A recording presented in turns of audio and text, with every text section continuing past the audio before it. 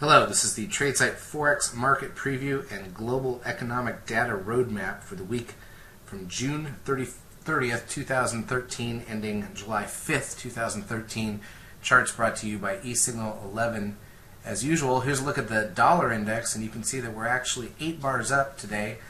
One more day up, and we'll have a 9-bar setup phase. Might give us a little pause in the dollar index, but in general, we're basically where we've been for the middle of where we've been for the last few months. Nothing to really point out here. We're between two static trend lines, this green line here and the red line here. Ranges were okay this week. They seem to have slowed down a bit from earlier in the month, and we did have some winners, but the ranges just weren't enough to give us what we like to see. Let's take a look at some of the key pairs on the daily charts here before we head into some of the intraday action, and then we'll look at the preview for the week ahead.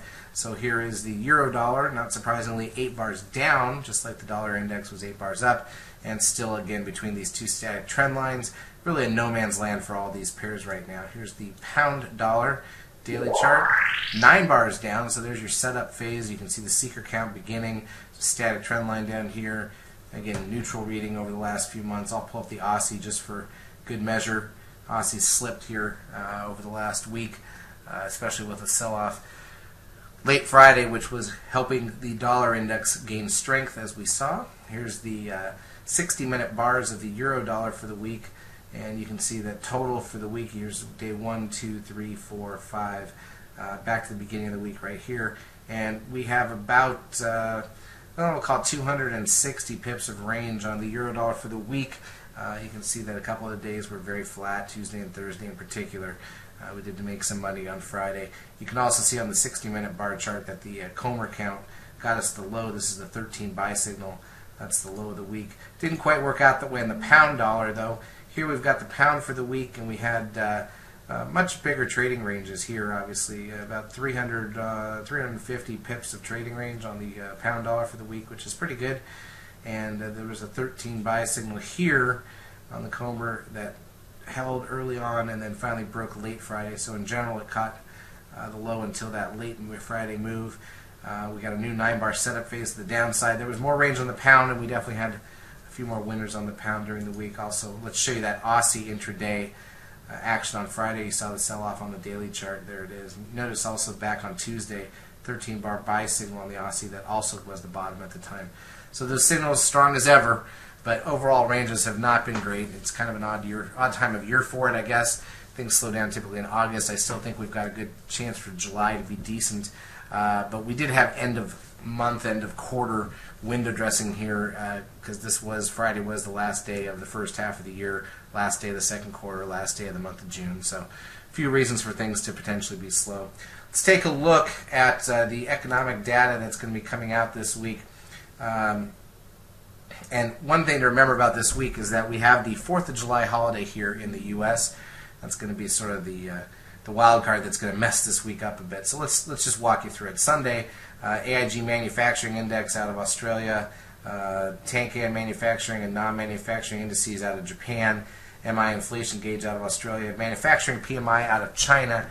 Heading into Monday, commodity prices out of Australia overnight, Europe, Spanish manufacturing PMI, Italian manufacturing PMI, same number for the broad European coalition, Italy's monthly unemployment rate. Then you've got out of the UK, again, manufacturing PMI, net lending to individuals, M4 money supply, and mortgage approvals. Don't forget the UK is also bringing you the second week of Wimbledon this week, so keep that in mind. CPI flash estimate out of Europe and their unemployment rate for the broad European coalition. 5 a.m. Eastern Time Monday morning. Canada is on a bank holiday on Monday. The U.S. got ISM services and manufacturing PMI and construction spending all Monday morning. Then we jump till Monday night. Japan's monetary base, average cash earnings, and their 10-year bond auction. Australia's got a rate announcement, 12:30 a.m. Eastern Time going into Tuesday. Some minor data, Halifax HPI out of the UK, construction PMI. Europe's got their PPI. 10-year bond auction out of the UK sometime Tuesday. Tuesday, the U.S. has factory orders. There's the IBD tip number. There's total vehicle sales in the afternoon. Some speeches by Fed members. Heading into Tuesday night, Australia's AIG Services Index, non-manufacturing PMI out of China, retail sales and trade balance out of Australia. There's some stuff right there that could make the Aussie move. Going into Wednesday, services PMI out of Spain, Italy, and the whole European community, as well as the UK.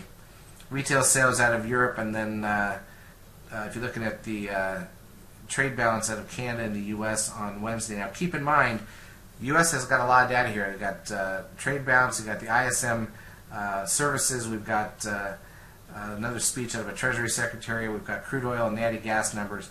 All of that on Wednesday, but keep in mind Thursday the stock market's closed here in the US. People are going to be taking off Wednesday for the holiday, and a lot of people won't be coming back Friday either. So got a lot of data for not a lot of people probably around, or a lot of people trying to head out the door.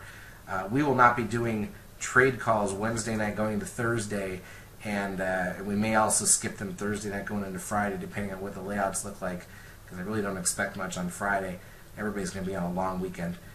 So then we head into Thursday. There's not going to be anything out of the U.S. on Thursday because of the holiday, but check this out.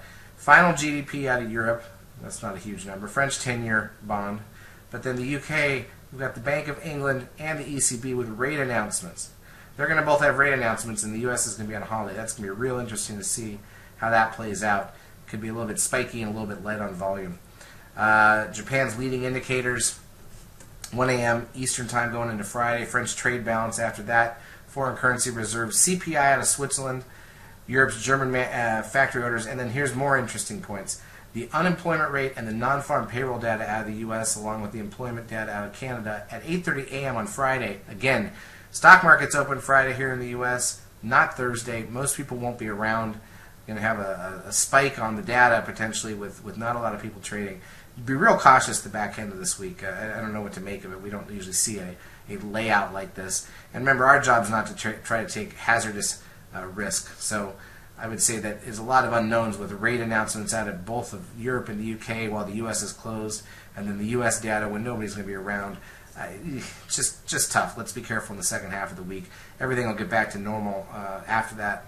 We head into the real summer, and then maybe in August we'll get some of the doldrums. So that's the way we're looking at it. We will be trading it as usual in the lab. Hope to see you there. Have a great week.